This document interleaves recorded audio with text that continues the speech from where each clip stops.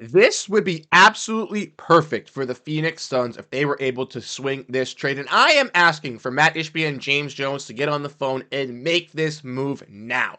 As the Phoenix Suns are obviously interested in making some other moves, but could they make one on the smaller edges that could really help out the Suns getting a piece they need to insert into Mike Budenholzer's offense and defense? We're going to be diving into all of that and more on this episode of Suns Digest. I'm Bruce Velez with my co-host Curtis Jones. And Curtis, how you doing on this afternoon today?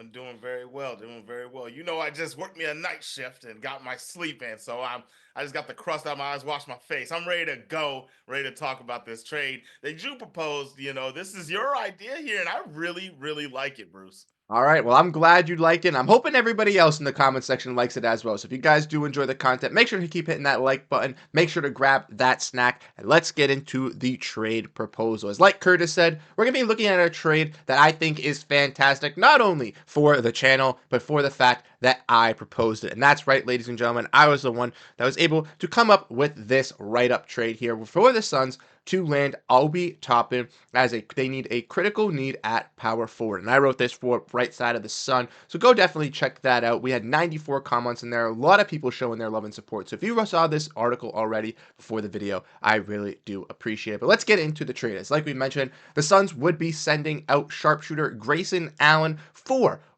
rebounding wing Obi Toppin. And if we look at the trade proposal courtesy of Spot Track, even with the Suns being in the second apron, this trade would be able to go down. And from looking at some of the stats, why this would happen, Grayson Allen for the Suns obviously was a big three-point shooter for this squad, the best three-point shooter, a vital piece for the team with not having a point guard and having to run Booker and Beal at that point guard. But since he has obviously been relegated to the bench with the ascension of Tyus Jones and the insertion of him in the lineup, he has not only gone down in percentages, but has gone down in minutes. His averages have dropped from 33 minutes last year, shooting 50% from the field and 46 from three-point range, to only 24 minutes this season, a 9-minute drop where he is losing around 5% from the field and around 3% from three. And Toppin obviously brings some nice rebounding and some size for this team. So Curtis, as we dive in, as we kind of look at this, looking at the stats, what do you think Obi Toppin would really bring to this Suns team that they lack right now? Rebounding him together down there in the post with Nick Richards would be amazing. Like that would be a team that it'd be hard to stop from getting second chance buckets. So we would be able to make our offense that much stronger and our defense at that also because Nick Richards is a good defensive rebounder also. So I mean, we'd be able to really keep getting bucket after bucket and put pressure on defenses if we made this trade. So I'm a fan of it. And one of the big things I've been harping on is picking up young guys. He's 26. That's huge. Yeah, I think you kind of hit it all on the parts there. He's a little bit younger, so he can kind of fit in with this core, and I also think kind of gives the Suns a little bit of lineup disparity because they can run Kevin Durant kind of small at the small forward if they want to. They can incorporate Obi Toppin running with him alongside, or they can run Obi Toppin off as a main impactful bench piece running in with that second unit, which I think adds a lot of different elements for this Suns team as well. Yeah, I agree. I agree. I All like what right. you're saying there. I mean, it also does another piece here too, right? Like if the trade itself, if we get Grayson Allen off, now we're going to be losing his shooting.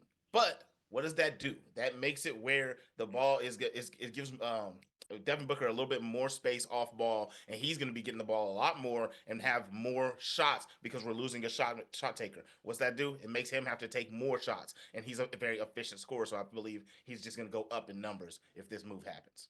I agree, Curtis, and I know you're a big proponent of Devin Booker getting more of those shots, getting on more opportunities in this Suns offense, as so am I. And I think that leads greatly into the next point here, which is kind of looking at why the Suns would do this. And I think you kind of hit it right there. Not only has Allen seen a little bit of a degrade in his role this year, but honestly, the Suns have a lot of players in Grayson Allen on this roster already. They have Booker, they have Beal, they have Tyus Jones, Monte Morris, all these other guards that can score. So replacing him with a wing who does something that neither either the wings on the roster do, and Ryan Dunn, Royce O'Neal, or Kevin Durant, I think would be absolutely fantastic. And I'm looking at why the Pacers might do this as well, as they obviously have young wings in Jarris Walker, who they drafted just a couple seasons ago, who has been logjammed in that forward position, alongside forward slash big in Isaiah Jackson. Now, Jackson has dealt with some injuries this year, but still is a nice young piece. And by moving Toppin, it obviously frees up space for those prospects, but also brings in a knockdown three-point shooter for this Pacers team, who lacks in three-point shooting, as they ranked 28th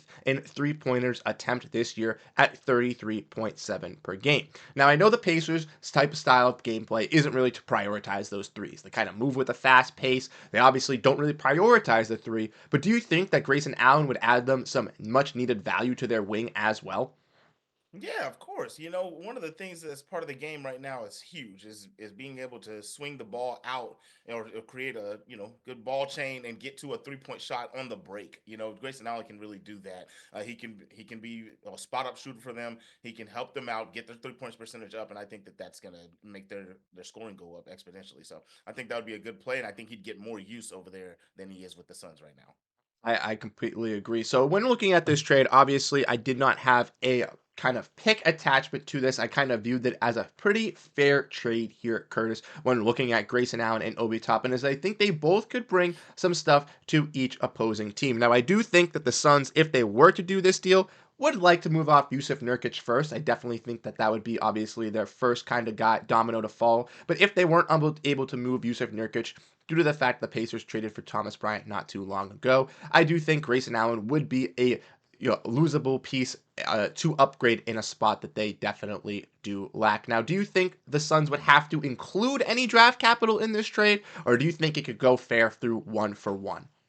I think it can go 1 for 1. I think those are pretty fair players and contracts that could go 1 for 1. I don't think either team would be in a bad spot from making this play. Especially both teams need each other's player. This is actually a very very good trade, and kudos to you for seeing this when I've seen nobody else even think of such. I mean, you might as well just shoot this over there to James Jones.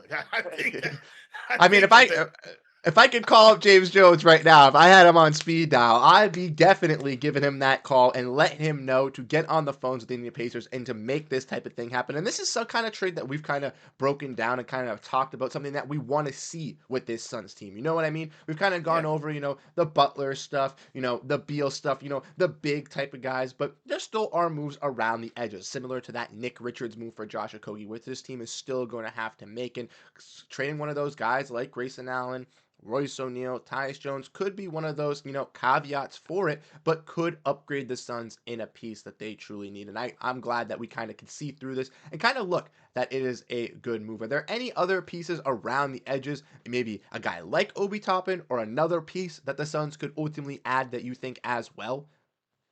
So it's not kind of Obi Toppin-ish. I think it's a little Okay. bit more higher profile, but I don't know how and I don't know what we would do for it. But I would love if we could get Stephen Castle from the Spurs, bro. The Spurs.